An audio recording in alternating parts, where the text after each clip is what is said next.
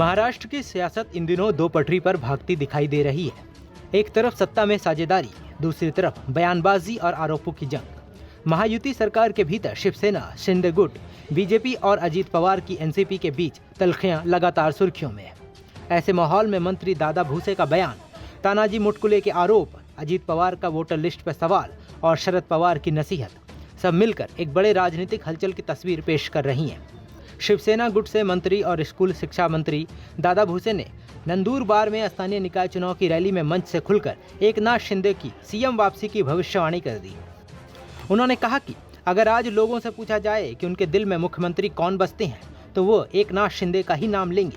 भूसे ने दावा किया कि किस्मत में जो लिखा है, हम फिर से एकनाथ शिंदे को महाराष्ट्र का नेतृत्व करते देखेंगे। उनके मुताबिक शिंदे ऐसे दुर्लभ मुख्यमंत्री रहे जो 20 से 22 घंटे काम करते थे और देर रात तक आम लोगों से मिलते थे। ये बयान ऐसे वक्त पर आया है जब महायुति के भीतर ही सीटें, टिकट और नेताओं को एक दूसरे के खेमे में लाने को लेकर बड़ा तनाव बढ़ा है। बीजेपी और शिवसेना शिंदे के बीच लोकल बॉडी चुनाव से ठीक पहले रिश्ते खींचतान भरे दिखाई दे रहे हैं। इधर परली से बीजेपी विधायक तानाजी मुटकुले ने शिवसेना विधायक संतोष बांगर पर खरी खरी बोलते हुए गंभीर आरोप लगा दिए। उनका कहना है कि 2022 में जब शिवसेना में फूट पड़ी थी और उद्धव ठाकरे बनाम शिंदे गुट की लड़ाई चल रही थी, तब कलमनुरी के विधायक संतोष बांगर ने शिंदे गुट में आने के लिए कथित तौर पर 50 करोड़ रुपए लिए।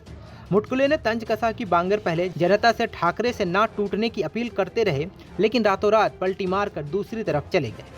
सूत्रों के मुताबिक इस तरह की सार्वजनिक बयानबाजी के बीच बीजेपी के केंद्रीय नेतृत्व ने महाराष्ट्र के नेताओं को संयम बरतने और फिलहाल वेट एंड वॉच की रणनीति अपनाने की सलाह दी है, खासकर तब तक जब तक मुंबई नगर निगम चुनाव की औपचारिक घोषणा नहीं हो जाती। इन सब के बीच उधर उप मुख्यमंत्री अजीत पवार ने एक अलग मोर्चा खोलते हुए मुंबई की वोटर लिस्ट पर ही सवाल खड़े कर दिए।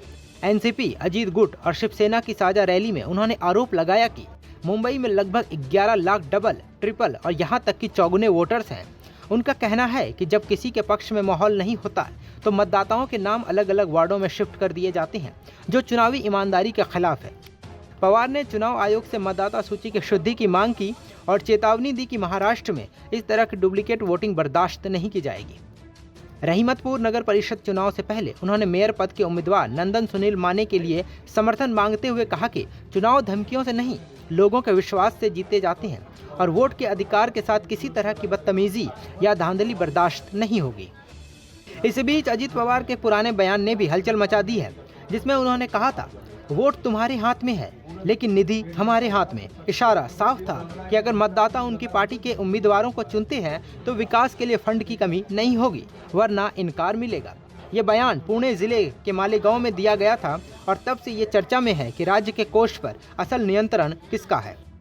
लोकल निकाय और बीएमसी चुनाव से ठीक पहले महाराष्ट्र की सत्ता में साझेदारी दलों के भीतर यह टकराव कई स्तरों पर दिख रहा है। एकनाथ शिंदे को फिर से मुख्यमंत्री बताने वाला सुर, सहयोगी विधायक पर 50 करोड़ की डील का आरोप, वोटर लिस्ट की साख पर सवाल और कोष बनाओ वोट की बहस।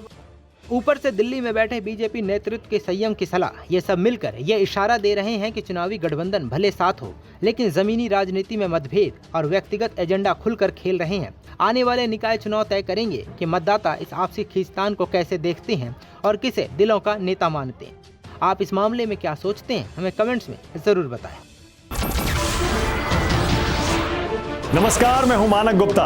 अगर आपको हमारा ये वीडियो पसंद आया हो तो इसे लाइक और शेयर जरूर करें और हाँ, हमें सब्सक्राइब और फॉलो करना ना भूलें ताकि आप देश और दुनिया की कोई खबर मिस ना करें।